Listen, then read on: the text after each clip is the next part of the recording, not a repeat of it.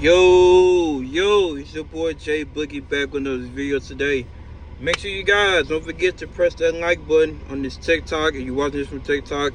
And don't forget to go to my YouTube channel. Make sure you guys press that subscribe button, press that like button, press that comment button, or comment on this video or share this video. Whatever you do, I appreciate any support you guys give me. And today, I will be talking about my favorite player of all time. Growing up, watching this man play, another big inspiration to me of playing basketball. No other than Tracy McGrady, aka T-Mac. So, pretty much, coming out straight out of high school, got drafted with Toronto. Obviously had to find his way a little bit in the league first few years, but it didn't take him long to find that comfort zone when Vince Carter came and found out. Obviously he called Vince Carter, and then pretty much found out that was cousins, third cousins, and and he had a decent stint with the Raptors. I think his third year he was averaging like 15 points per game, and dude was just slashing, dunking on people. Dude was just phenomenal, and you see in this clip of how athletic he was. He's going to the rim. He was a good shot blocker. He was primarily known to be another Scottie Pippen come to the league, based off his how good of a defender he can be, and he was a good shot blocker, and then obviously slashing to the rim, doing all kinds of crazy, amazing dunks. So pretty much you've seen this clip, of his highlights of his Toronto Raptors run, and then moving on to after he left Toronto. Pretty much went back to his home state in Florida, playing for the Orlando Magic. And, man, pretty much this is when he got to his offensive bag. Really had no choice because, obviously he was already becoming an improving player. And then just so seeing this clip, this is from his best season, the 02-03 season. And you see how pretty much skillful that he was. Pretty much the first player I've seen to how he makes everything look so smooth and effortless. And Tracy McGrady was one of the players I watched as a kid, and it wasn't so much of a skill set that I saw. First, it was his swag, his aura, how he approached the game. Of course, people kept saying, oh, he lacked the same mindset that Kobe had, but he had moments where he had that mindset. It just, of course, he could have be 20 times more consistent with it. But Tracy McGrady was the first guard / forward, but really guard, but someone to be like 6'8", 6'9", with guard-like ability, handles, and he was the first one to really put emphasis on the hezzy pull-up. A lot of people don't understand that he was literally the first person to do the hezzy pull-up, or to really embrace it, especially with someone to be doing that at 6'8", 6'9". And pretty much, I seen this clip, like I said, of how his dribble pull-ups. I studied his dribble pull-ups a lot.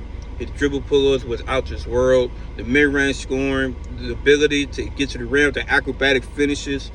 Tracy McGrady was everything you needed for an offensive player, especially at that height and then at that particular prime of the NBA and just in basketball in general in the early 2000s. And, like I say, a two-time scoring champ with the Magic. And he did all of this before he hit the age of 25. Dude was pretty much ahead of his time. Unfortunately, of course, with the injuries. But the way he, kind of like Kevin Garnett, how they both carry very, very mediocre teams to the playoff appearances, except, Tracy McGrady never got out the first round. But, it is what it is. But at the end of the day, you cannot deny that he's still one of the best isolation scorers of all time. A pure bucket getter. And you see in this clip with the Magic, it's just everything all around offensively in terms of athletic ability, finishing at the rim, acrobatic finishes, the isolations, the hezzy pull-ups, and then he had a good three-point ball in his bag. So Tracy McGrady was everything that I wanted to be like as a kid. Especially I really watched him during his 02-03 season with the Magic on forward. And like I said, Tracy McGrady was basically the KD before KD, the Paul George before the Paul George. And I kept telling people, like, there's no way that if this dude prime was a little bit longer, especially if he stayed with the Magics, had I not known I was going to draft Dwight Howard, I mean, that's easily at least 2 championships. I mean, the Eastern Conference in the early 2000s wasn't that great. And easily, like I said, he was up 3-1 against the Pistons, but that was the same exact season where they finally changed the rules to make it, instead of a 5-game series, to a 7-game series. And that's the year that Tracy could have finally got out the first round, but that's when they changed the rules in 2003, during the 2003 playoffs. And like I said, you seen this clip, man, just how graceful he is scoring the basketball. You know, his just ability, of the shot creating ability, the post work, the footwork in the post. And this dude, like I said, I studied so much of his dribble pull-ups, his mid-range game. Something simple and basic, but yet very freaking effective. And like I said, his Orlando Magic run is one of the best I've seen for a player in terms of just carrying the franchise on his back to 3 consecutive playoffs, scoring machine. And, you know, obviously Grant Hill was hurt all the 4 years Tracy McGrady was there, unfortunately. And then Doc Rivers, of course, messed it up. Could have been him, Tim Duncan, and Grant Hill, and Mike Miller. Shout out to Mike Miller. Because him and Tracy McGrady that's still close to this day, but it was real close when they played on the Magic before they let Mike Miller go during the 02-03 season, before he went to the Grizzlies. But besides that, man, I really just this is my favorite basketball player of all time. I mean, this dude, I could talk about this dude all day, but obviously I ain't finna do that right now. Not, at least not now. So pretty much, like I say, his Orlando Magic run, you know, his prime at a point where it was him and Kobe, who was the better shooting guard in the league. And then at that time, in the early 2000s, it was a lot of great shooting guards. Him, AI, Cole, and Vince Carter, and Ray Allen. I mean, it was stacked with great shooting guards in the early 2000s. But his Orlando Magic run was phenomenal. Then going on to the Houston Rockets, where I fully studied and watched Tracy McGrady. Went to the Orlando Magic during the 2004 offseason. You know, pretty much went to a whole nother different type of offensive system that was a little more slow paced, methodical. I think it was under Jeff or Stan Van Gundy. I can't remember which one it is, but it was under Van Gundy. And pretty much, you know, the offense was a little bit slower. You know, you had another dominant center of a guy like a Yao Ming, and you know, a big what if for that dude, or if they both would stay healthy. But you know, Tracy McGrady was still putting up more than 23 points per game. I think his best season was the 04-05 season, and pretty much that season particularly, I mean, he was out this world of just, you know, proving the point like, hey, like, you know, don't forget about what I did for Orlando. You know what I'm saying? And, you know, pretty much this is when I really studied more of this version of Tracy McGrady when we went to the Rockets, of how more he still went in isolation plays, but he was more methodical with it. The dribble pull-ups, his post game, his post footwork became more effective, and then he was still being athletic.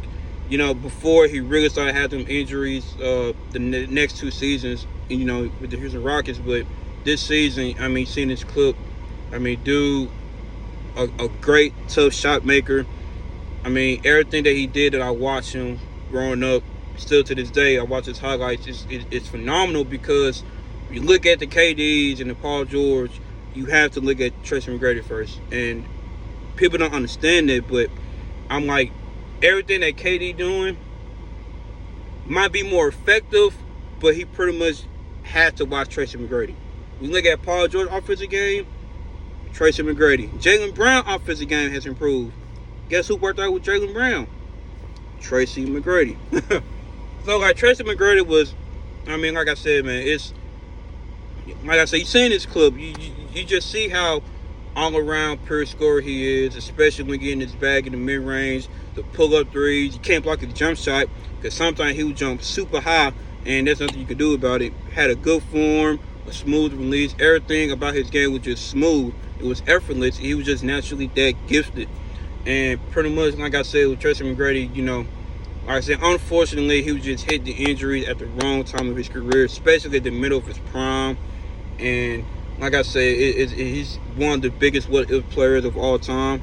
But Tracy McGrady, gotta give his flowers. I gotta talk about his greatness of a player that he was in terms of his skill set, and pretty much how he did everything before the age of 26 of making all NBAs, scoring championships, winning most improved player, all-star appearances, all NBA selections. I mean, Tracy McGrady, like I said, if injuries didn't exist, there's no doubt he would be a top 15 player of all time. I'm being humble saying top 15 because he really could have been top 10 in my opinion, because his skill set was just gifted. Everything was just natural for him. So that's my take. That's my narrative talk on my favorite player of all time, Tracy McGrady. If you like this video, like, comment, share, subscribe, whatever you gotta do. I love you guys. Jay Boogie is out.